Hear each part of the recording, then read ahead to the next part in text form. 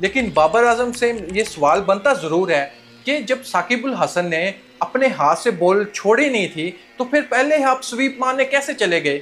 थोड़ा सा तो आपको सोचना चाहिए ना। हम तो इस सोच पर मजबूर हैं कि आप पहले ही जब तक बॉल हाथ से रिलीज ही नहीं हुई तो आप स्वीप मारने कैसे चले गए।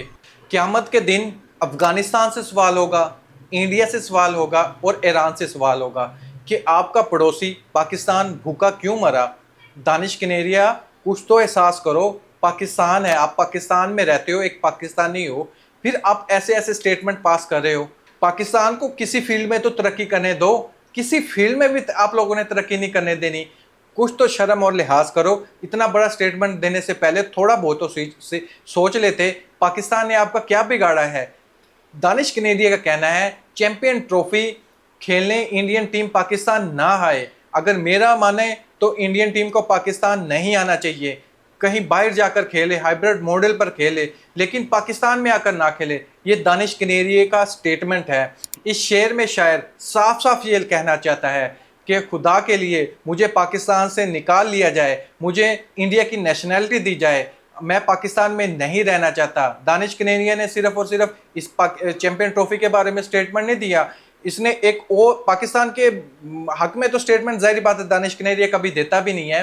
पाकिस्तान के अगेंस्ट स्टेटमेंट दिया और इंडिया के हक में स्टेटमेंट दिया। दूसरा जो स्टेटमेंट पास किया दानिश कनेरिया ने, बाबर आजम और वर्सेस विराट कोहली, ये डिबेट कब की खत्म हो चुकी है, लेकिन दानिश कनेरिया ने फिर जगाया इसको कि बाबर आजम वर्सेस विराट कोहली।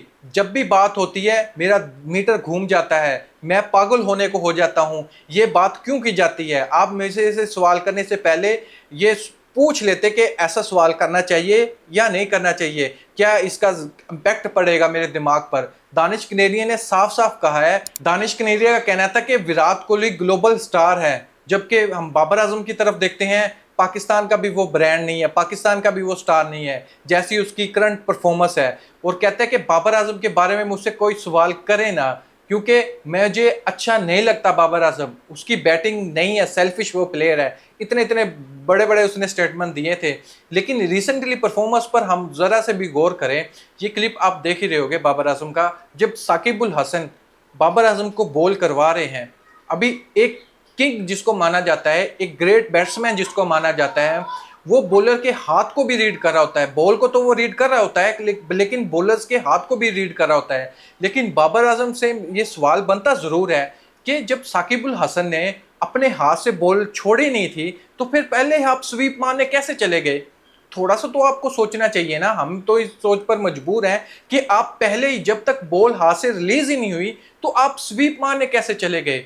मुझे इस सवाल का जवाब चाहिए दोस्तों। अगर कमेंट बॉक्स में आप देना चाहो तो ज़रूर देना।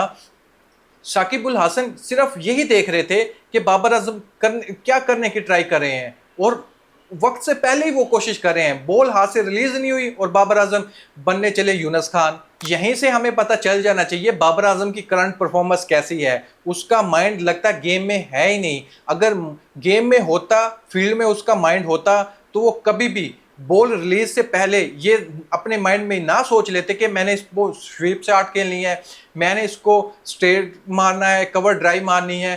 कुछ ना कुछ जब बॉल रिलीज होगी, ठप्पा खाएगी, तभी तो पता चलेगा ना मैं इसको कहां पर शॉट खेल लूं। लेकिन नहीं, अगर वो ऑफ पर वाइड करवा देता तो आप स्वीप शॉट कैसे खेल रहे थे। ये मैं तो इस बात से हैरान हूं, बाबर आजम आखिर ये कर क्या रहा था। उसने बॉल रिलीज ही नहीं की और बाबर आजम पहले ही शॉट मारने के लिए चला गया। बाबर आजम की टेस्ट में बहुत ही बुरी परफॉर्मेंस है। वही कहते हैं जब एक वर्ल्ड लेवल पर कोई भी इवेंट चला जाएगा, पहले टेस्ट चैंपियनशिप का इतना वो माना नहीं जाता था, लेकिन जब से टेस्ट चैंपियनशिप का फाइनल होना स्टार्ट हो गया है तब से बाबर आजम की परफॉर्मेंस भी डाउन हो चुकी है। जब जब जब अपनी कंट्री के लिए ट्रॉफी जीतने का टाइम आता है, बाबर आजम की परफॉर्मेंस डाउन हो जाती है। टी20 वर्ल्ड कप में बाबर आजम की परफॉर्मेंस कैसी थी, ओडीआई वर्ल्ड कप में बाबर आजम की परफॉर्मेंस कैसी थी, 2023 का, 2024 का टी20 world cup, test championship last का जो था उसमें भी बाबर आजम फ्लॉप रहे थे, उसमें ज़्यादा रन नहीं कर सके थे, लेकिन इसमें भी बाबर आजम फ्लॉप रहे हैं। कहने का मतलब ये है कि जब भी ट्रॉफी का नाम आया बाबर आजम पीछे ही रहे, नाकाम ही रहे। हाँ, उससे पहले जब कैप्टन नहीं थे 2019 में अच्छी परफॉर्मेंस थी बाबर आजम की ओडीआई वर्ल्ड कप में। और एक अच्छी परफॉर्मेंस थी, कैप्टन थे 2021 में T20 वर्ल्ड कप में, तब बाबर आजम की अच्छी परफॉर्मेंस थी। अदरवाइज इन दो वर्ल्ड कप, दो इवेंट को निकाल दे, बाबर आजम की परफॉर्मेंस बड़े इवेंट में कोई खास रही नहीं है। दोस्तों इस पर मैं आपका ओपिनियन जानना चाहूंगा, स्पेशली दानिश कनेरिया ने जो स्टेटमेंट दिया है उस पर आप क्या कहना चाहेंगे, और बाबर आजम की करंट परफॉर्मेंस पर आप क्या कहना चाहेंगे। ऐसा लग रहा है कि नेक्स्ट जो सीरीज आने वाली है वर्सेस इंग्लैंड, बाबर आजम को हो सकता है रेस्ट दे दी जाए, क्योंकि यही कहा जा रहा था अगर लास्ट इनिंग में बाबर आजम से स्कोर ना हुआ तो कंफर्म ही समझो वर्सेस इंग्लैंड बाबर आजम को रेस्ट ही दी जाएगी। लेकिन टाइम ही ये बताता है बाबर आजम खेलेगी या नहीं खेलेंगे। बहुत से लोगों का अभी भी मानना है बाबर आजम कम बैक करेंगे। आप क्या सोचते हैं, कमेंट बॉक्स में जरूर बताएं। Thank you.